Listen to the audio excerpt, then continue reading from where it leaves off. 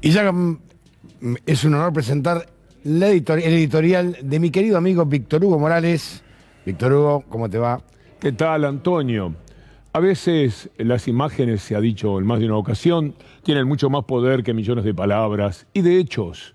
Lo que ha ocurrido con Alberto Fernández exactamente es eso. Está siendo devastado por lo que significa la imagen de algo que nunca debió ocurrir. De lo que ni siquiera es un error, es algo más grave todavía que un error. No es equivocarse de puerta, no es equivocarse en los términos a emplear.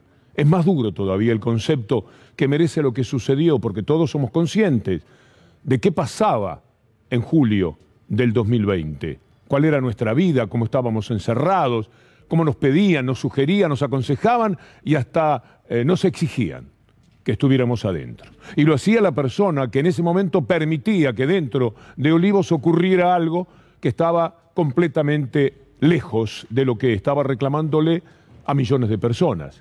Y por eso lo está pagando carísimo Alberto Fernández. Hoy ensayó una disculpa que no le salió bien, porque quizás no, sin esa palabra, no debió mencionar a su esposa, porque no agrega demasiado. Los hombres somos responsables finalmente del entorno, aunque nos cueste aceptarlo, y somos finalmente los responsables. Es muy factible que la mayoría de los hombres comete errores en función de lo que los rodea, de lo que les dicen, de lo que les soplan por mil caminos. Uno puede entender que eso suceda, pero finalmente el responsable es uno. Y hay que asumirlo. Y quizás en la mención que hizo de su esposa no estuvo tampoco feliz. Es decir, son horas tremendas para Alberto Fernández. Yo soy partidario siempre de tomar a los hombres por sus obras y no por los errores, porque por el error del momento cada uno de nosotros podría ser devastado, como lo está sucediendo ahora a Alberto Fernández. En algún momento habrá que, pasado este tiempo tremendo de televisión y de frases muy preocupantes para el presidente de la República, evaluar lo que ha hecho este hombre sosteniendo a un país por todo lo alto, ayudando a la Argentina a cumplir uno de los papeles más significativos en la peor etapa de la humanidad. ¿Es más grande que el error cometido? Yo creo que sí. Y eso lo puede salvar, pero eso también lo va a juzgar la gente. Lo va a juzgar el electorado, porque una de las preguntas que hay que hacerse inevitablemente es cuánto va a gravitar en el panorama electoral lo que ha sucedido. Perder la confianza, aunque sea de momento, aunque la vaya a recuperar, aunque lo quieran muchísimo, es algo siempre muy grave. Y es lo que está pasando con Alberto Fernández. Para colmo, no fue afortunada la aparición de hoy. No fue bueno, no fue correctivo. Ojalá que no hubiera tenido que hablar para que esta fuera finalmente la expresión con la que trató de pasar este momento que es muy penoso, que es muy doloroso. Lo están matando en los canales que ustedes imaginarán cuáles son. Y sabe, es pertinente pasar lo que él decía en julio, en junio, en abril del año pasado, con la foto, es algo que también hubiéramos hecho nosotros en el caso contrario, porque es un recurso periodístico inevitable. Está bien. Lamentablemente para Alberto Fernández, estos ataques están justificados, porque esta vez la oposición mediática tiene razón. Hubo algo muy grave allí. Vamos a ver cuál es la disculpa de Alberto Fernández, que insisto, no me pareció tampoco demasiado feliz, no le hizo bien. También le van a entrar por ese lado. Debió pensarlo mejor. De julio, día del cumpleaños de mi querida Fabiola. Fabiola convocó una reunión con sus amigos y a un brindis, que no debió haberse hecho. Que definitivamente me doy cuenta que no debió haberse hecho. Y que lamento que haya ocurrido. Claramente lo lamento. Lamento lo que ocurrió. No va a volver a ocurrir. En este momento no podemos saber cuánto empeora la imagen de Alberto Fernández lo que está sucediendo. Y cuán justo puede ser que esa imagen se caiga demasiado en función de todo lo que ha hecho. Lleva casi 2 años de un gobierno en el cual hubo muchos aplausos y muy merecidos. Todo lo que ha hecho en el tema de la pandemia, del cuidado de la economía, de dar garantías en el comportamiento que el gobierno ha tenido en muchísimos momentos decisivos para jugar desde ese gobierno a favor de una idea inclusiva, de un país soñado por lo que se había prometido en campaña, está ahora amenazado por esto. ¿Hasta qué punto? ¿Cuánto vale en la evaluación que hacemos de Alberto Fernández haber cumplido como lo hizo en la pandemia, haber puesto a la Argentina entre los países que más han sido destacados internacionalmente por su comportamiento? ¿Cuánto lo deteriora esta falla enorme que se ha cometido? Que es seguramente imperdonable para el propio Alberto Fernández. Lo que más lo mortifica a Alberto Fernández es lo que él mismo se debe estar diciendo en estos momentos, independientemente de que se están haciendo un festín inevitable. Finalmente, aquellos que lo han esperado siempre, se le dio una gran oportunidad y se la dieron desde adentro. No cayó de regalo, no la inventaron esta. No es estigmatización, no es persecución, es una verdad, una dolorosa verdad. En eso estamos. ¿Cuánto mejora a la oposición lo que ha sucedido? ¿Cuánto mejora a los autores de una deuda pavorosa, a los autores de la colaboración con un golpe de Estado, a quienes destruyeron a la República? ¿Cuánto los mejora este episodio? Tendría que uno decir nada. Sin embargo, a Alberto Fernández lo deteriora y a la oposición la embellece, la maquilla. Parece mentira, ¿no? ¿Es esto justo? No, no lo es. No lo es con Alberto Fernández, no lo es con el país, no es con lo que estamos soñando que se haga para la República Argentina. No lo es ni siquiera con cómo venía la lucha electoral, cuál era el planteo. El gobierno venía como esos jockeys que van quietitos en el caballo porque saben que van bien. Y los otros venían pegando por cualquier lado porque venían muy mal. Estaban manejando algo que ya no sabían cómo hacerlo, ahora encontraron el camino. Ahora todo esto los unifica, todo esto les hace mucho bien. Y aparecen personajes de los cuales ya sabe usted lo que opinamos, como Negri, pidiendo el juicio político. Lo que pasa es que uno hoy no tiene voluntad ni de hablar de Negri, ni de Carrión, ni de nadie, porque no tiene que parecer que hay que mejorar lo de Alberto Fernández en función de lo horrible que son los que están enfrente. Sigue siendo Negri lo que es Negri, pero hoy tenemos que ahorrarnos ciertos epítetos, porque si no parece que es un mecanismo de defensa que Alberto Fernández solamente puede encontrar con el tiempo. Aquella frase de ojalá que el tiempo pase pronto, que se pueda salir de esto. Se ha salido de circunstancias pero muy difíciles en todas las épocas y todos los hombres. Cada uno de los personajes de la política y de la historia tiene errores gravísimos que en el momento pudieron haber cambiado la ecuación. Cuando pasa el tiempo, uno no toma a la gente en función de sus errores, sino de la obra general. ¿Cómo consideramos a Alfonsín? De quien hoy se están cumpliendo 33 años de aquel discurso memorable en la rural contra todos los silbidos, enfrentándolos a todos. ¿Usted qué tiene en el corazón de Alfonsín? ¿La casa está en orden o aquel gallego corajudo que era capaz de decir las cosas que le decía a los que rayen? Llamar al ayudante del vicario para decirle, yo quiero hablar, yo no voy a permitir que la iglesia diga lo que está diciendo. ¿Cuánto vale haberse plantado ante Reagan, con Reagan diciendo algo que no servía y él sacando los papeles de lo que iba a decir y diciendo lo que le imponía ese momento? ¿Cuánto vale ese hombre que enfrentó a todas las corporaciones?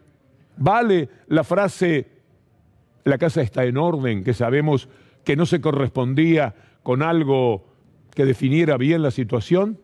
Pasado el tiempo, pero ¿cuánto tiempo? Y volvemos a Alberto Fernández. ¿Cuánto tiempo necesita para que esto sea licuado por lo que hizo y por lo que tiene que hacer? Vamos a escucharlo a Negri, aprovechando este momento para pedir juicio político. Y la verdad, esto es de manual, esto va a ocurrir, a esto hay que enfrentarlo. Y el tiempo ayuda, y las convicciones también, y la necesidad de reagrupamiento en torno a Alberto Fernández será decisivo. Acá frente a qué estamos, yo creo, yo estaba trabajando, estamos trabajando, recién hablaba con Cristian Ritondo, que también alcancé a hablar y él me había hablado para acompañarme. Nosotros vamos a pedir el juicio político. ¿Y sabe por qué? Por lo menos yo tengo la decisión, Cristian me ha dicho también, no he hablado con otros. ¿Pero por qué? Es probable que no haya número. Lo pueden bloquear con 2/3. Me van a decir que es en campaña. Busquen mi historia. Yo no soy de andar tirando tiros. Pero soy muy responsable. Esos venían esperando una oportunidad como esta. Cuando no tenían algo servido en bandeja, como lo que ha ocurrido ahora, hacían lo que vamos a ver muy rápidamente, porque siempre han procurado desestabilizar, deteriorar en la lucha política, llevada a cabo por gente muy de cuarta en su comportamiento, como es este personaje al que acabamos de escuchar. Mire lo que pasaba el año pasado. Imagine ahora, en este panorama que se ha presentado, con lo que ocurrió en Olivos. Están ocurriendo y pueden seguir ocurriendo cosas muy serias. Yo digo, ¿cuánto tiempo demora eso en explotar? ¿Vos sabés lo ridículo que suena que piense que va a haber elecciones? Es ridículo. ¿Cómo que piense que va a haber elecciones? No va a haber elecciones. ¿Cómo no va a haber elecciones? ¿Y por qué va a haber elecciones? Porque el año que viene hay elecciones. No va a haber elecciones porque Argentina es la campeona de las dictaduras militares. Este gobierno no gana en la próxima elección, ¿eh? No Como sé. gobierna. No sé. Como gobierno. Porque No. tiene termina el demasiada gobierno? gente. ¿Termina el mandato? Sí, yo creo. Demasiada que gente. ¿Termina el mandato? Sí, yo creo. Demasiada gente. Uno empieza a ver un humor social tenso. Yo lo estoy empezando a sentir y por supuesto que no me lo quiero ni imaginar, pero yo empiezo a sentir que la gente empieza a enfrentarse los unos con los otros y eso termina mal. Puede ser una guerra civil esto. El cansancio de la gente respecto a la dirigencia política. Sí estamos cerca del que se vayan todos si la dirigencia política no se pone a la altura de las circunstancias. Que la situación social, socioeconómica, está tomando ribetes peores al 2001, sin duda alguna. Anida un lumpenaje preocupante en las manifestaciones que pueden derivar en hechos como saqueos, etcétera. Sí. Ha sido un gol en contra tremendo y muy cerca del final del partido. Vamos a ver qué es lo que sucede. Los próximos días pueden ser reparadores o más confusos todavía.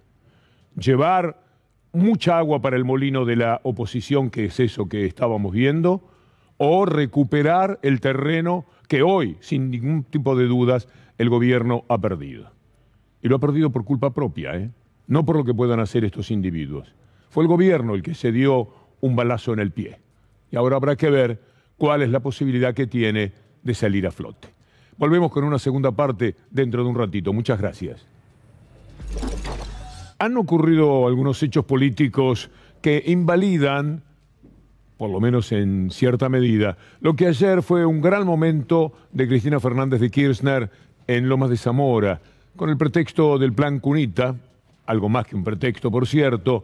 Hubo un discurso en el cual arremetió contra lo que se ha hecho en la República Argentina y a favor, por supuesto, de todo lo que se hizo luego, luchando contra la tierra arrasada que había dejado el neoliberalismo y luchando también contra la pandemia, nada menos. En ese marco, como hay muchas culpas que se lanzan sobre el gobierno, Cristina Fernández de Kirchner explicó qué había sucedido con la economía, con la deuda, etcétera, y le dijo a la oposición, háganse cargo, más o menos esas palabras.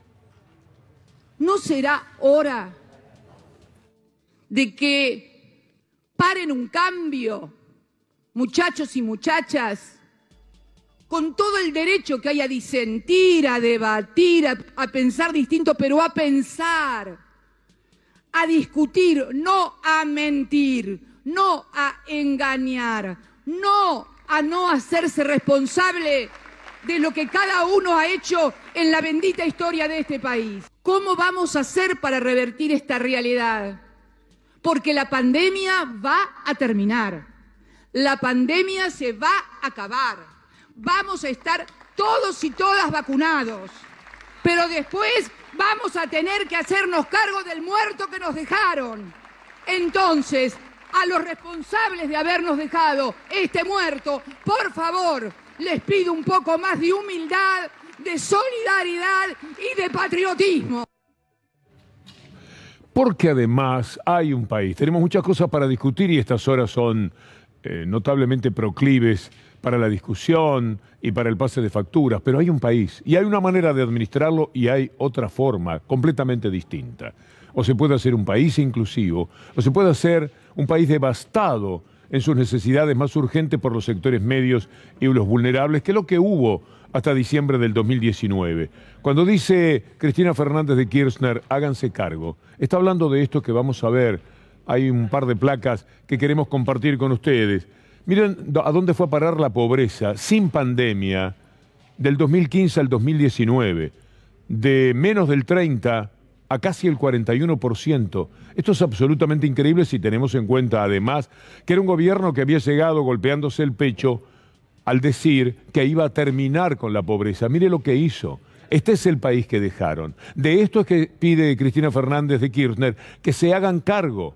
Mire lo que fue la inflación, que ahora sigue siendo alta también, pero como continuidad de algo que ya viene de arrastre. La llevaron del 27 del 2015 al 50,5 en el 2019. Bueno, el salario mínimo en dólares, por supuesto, saltó por los aires, de 580 a 241. El desempleo pasó del 5,9, casi 6, a más del 10, acercándose al 11, 10,6%.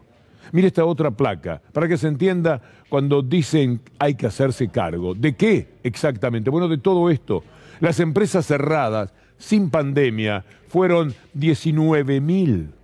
La fuga de divisas en millones de dólares fue de 87.000 millones de dólares. Y la inflación acumulada, de los que iban a terminar con la inflación, iban a un boleto terminar con la inflación. La inflación marcaba el nivel de incapacidad que alguien pueda tener para gobernar, decía Mauricio Macri. 289, casi el 300%. Y mire también esta otra placa, que tiene que ver con hacerse cargo, con hacerse responsables de lo que sucedió. Los nuevos pobres del 2016 al 2019, 3.400.000. Por eso las PASO, hace 2 años y un día, hoy, tuvieron el resultado que conocemos, el endeudamiento externo en millones de dólares, 98.000 millones de dólares. La jubilación mínima en dólares, un 56% menos. En consecuencia, no perdamos de vista que tenemos que seguir discutiendo sobre el país que se quiere. ¿Usted quiere un país inclusivo? Un país en el que las personas con discapacidad sean atendidas, en el que los trabajadores sean defendidos, en el que los jóvenes tengan la oportunidad de trabajar, en el que los que se quieren educar sean acompañados en las medidas que el Estado va a tomar a favor de ellos, o quiere que directamente le quiten los subsidios a quienes no pueden vivir de otra manera, porque es muy difícil en un mundo tan injusto y sobre todo el que va a dejar la pandemia. ¿Usted quiere vivir en un mundo donde las personas con discapacidad tardan años y nunca llegan a conseguir una pensión porque les cierran las puertas, porque no se las quieren dar, como ha quedado claramente demostrado? Hay 2 países completamente distintos que están en juego, que están en pugna en cada una de las elecciones como la que tenemos ahora. Habrá que ver hasta qué punto gravitan estos episodios de las últimas horas, que han sido muy pertinentes para la discusión mediática. Eso es inevitable. Pero también está la responsabilidad del trabajo de ciudadano, el saber a qué se le puede dar más peso. Uno puede lamentar episodios que protagonizan los gobernantes, pero esos episodios mataron de hambre a la gente, le trajeron más problemas a la gente, hundieron a la clase media, marginaron por completo a las personas que estaban en la indigencia. Esta es la pregunta que hay que responder. ¿Quiénes tienden a una cosa o la otra? ¿Quiénes van a dar más trabajo? ¿Quiénes van a cuidar más a los científicos? ¿Quiénes van a cuidar más a la educación? ¿Quiénes van a incorporar más o menos presupuesto a la educación? Cuidado con estas horas en las cuales nosotros ya estuvimos en la primera parte hablando de lo que está pasando hoy. Muy lamentable, muy triste, muy evitable además, pero no se pudo evitar, no se hizo lo que correspondía. Ahora, ¿ese tema nos va a ganar a la verdadera discusión que tenemos que dar en la Argentina? ¿Qué tipo de país y de sociedad queremos? Bueno, es su responsabilidad de ciudadano.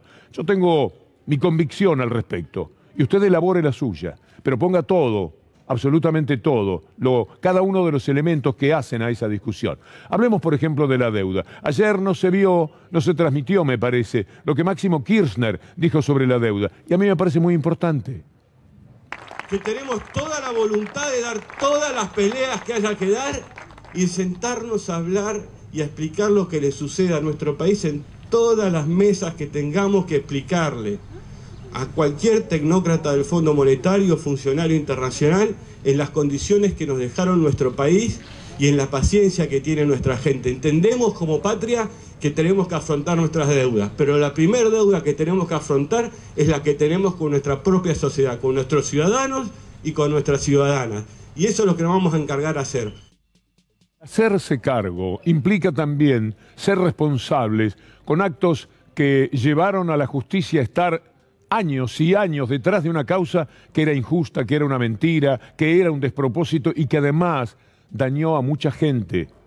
Y no sirvió la lucha para dar más vida, sino para dar más muerte, como lamentablemente ocurre con los postulados de los sectores de la oposición. Acá la tenemos a Gabriela Ocaña diciendo muy suelta de cuerpo que ella nunca hizo una denuncia falsa, aunque no lo puedan creer.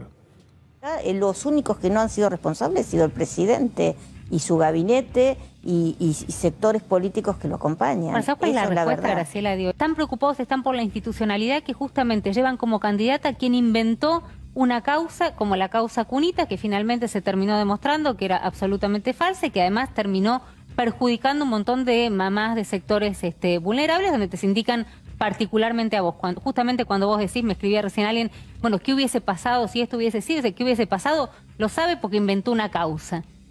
¿Vos crees que casual esto, digamos, que lo que pasó con la causa Cunitas, que se hayan sido sobreseídos todos los que estaban imputados en el marco del arranque de la campaña con vos como candidata o precandidata? Mira, yo creo que es parte de un esquema de impunidad. Yo te pregunto, ¿inventaste la causa? Me vas a decir no. Vos sabés que yo ni inventa. Vos me conocés hace ¿cuántos años, Romina? 20. 20. ¿Vos me viste alguna vez inventando causas? Bueno, no. Esta causa es una causa compleja, es compleja como causa. No nos vamos a meter en... No, metamos, si querés, sí. No.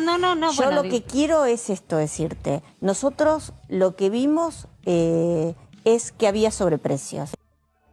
Para tener ese sobreprecio se metió en el supermercado, compró elementos para hacer una cunita y por supuesto esa cunita no servía para nada, como dijeron los peritos. Sobreseyeron a todos los imputados en la denuncia por supuestas irregularidades en el plan cunita. Ese fue el final, pero hay mucho para decir con respecto a qué ocasionó aquella denuncia de Ocaña.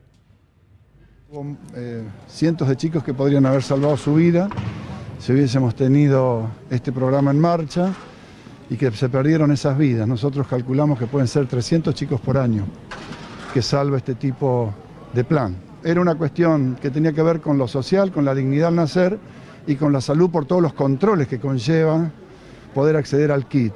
Controles de la mamá, controles del niño. Bueno, ahora lo recuperamos.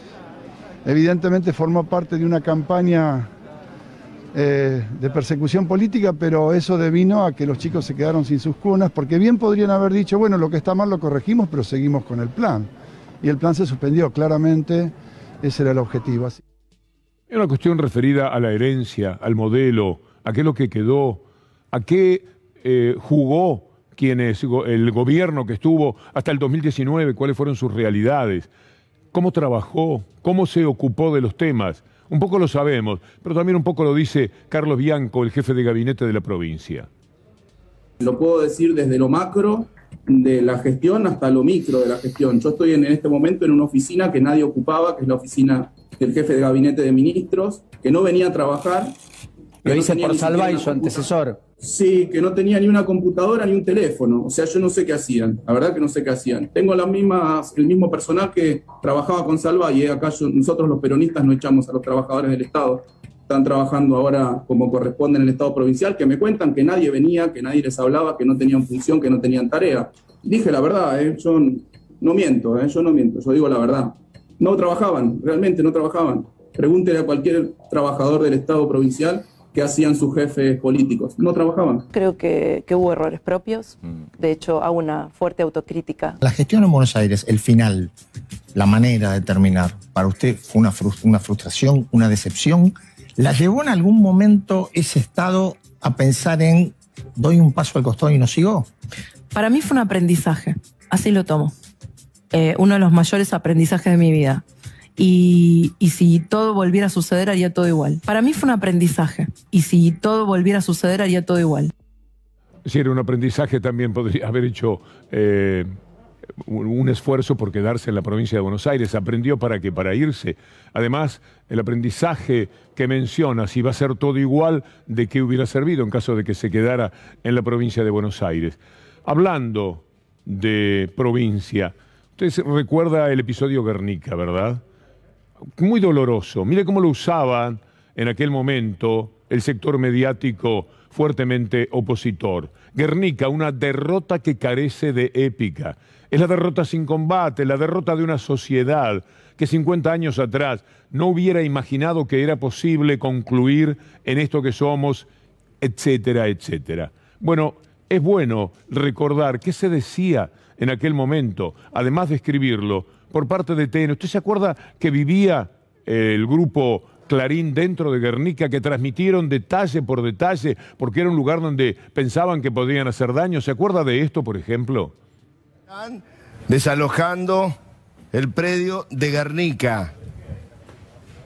Después de las idas y vueltas, en este momento hubo detonaciones, está la policía avanzando sobre el lugar y están prendiendo fuego algunas de las casillas. Son los propios ocupantes los que prenden fuego a las casillas al momento de retirarse. La policía fue llegando durante la noche. Estamos con toda la cobertura de TN en el lugar. Aquella cobertura de 24 horas sobre 24, ¿cree usted que va a tener un minuto para decir lo que esta noticia que compartimos con ustedes indica sobre lo que allí ha sucedido? Para nada. No va a haber un minuto. Se puso en marcha el plan de desarrollo urbano en Guernica. El programa va a brindar una respuesta integral a las necesidades sociales del distrito a través de las tierras que fueron cedidas por los desarrolladores privados en cumplimiento de las leyes que correspondían. Hay que contar de nuevo la historia de Guernica, hay que escribir de alguna manera la historia de Guernica, porque por ahora los que tuvieron la voz y los que tuvieron el relato fueron aquellos que yo creo que no buscaban un final feliz. Lamento decirlo, pero estoy casi convencido de que no buscaban, no esperaban y menos todavía estaban dispuestos a contribuir y colaborar a que esto tuviera, llamémoslo, un final feliz. Todo lo contrario. Se usó Guernica para estigmatizar, se usó Guernica para sembrar disconformidad, sembrar indignación, sembrar odio. Y acaso, me permito acá la duda, buscar violencia. María Eugenia Vidal fue una manera de pensar la provincia, el propio país. Kicillof es otra. Está en usted decidir cuál es mejor país, cuál es mejor posibilidad, donde hay más sensibilidad y mejores proyectos y mejores planes para gobernar un país. Y también esto tiene que ir en el marco de esto que ha manejado, ha guiado las horas de discusión política que hemos tenido en la Argentina, que es lo importante, que es lo trascendente para su vida. Una anécdota pesada, dura, que ojalá no hubiera ocurrido, o la realización del sueño de un país que se parezca más al que usted se merece. Llega Daniela Ballester con un gran programa, vamos a estar con debate abierto y estoy mirando, también está Fernando Borrón y todo un muy buen equipo acompañándola. A mí me da muchísimo gusto haberla antecedido a nuestra excelente compañera en este tramo de la columna, que vuelve, si Dios quiere, el próximo lunes. Muchas gracias.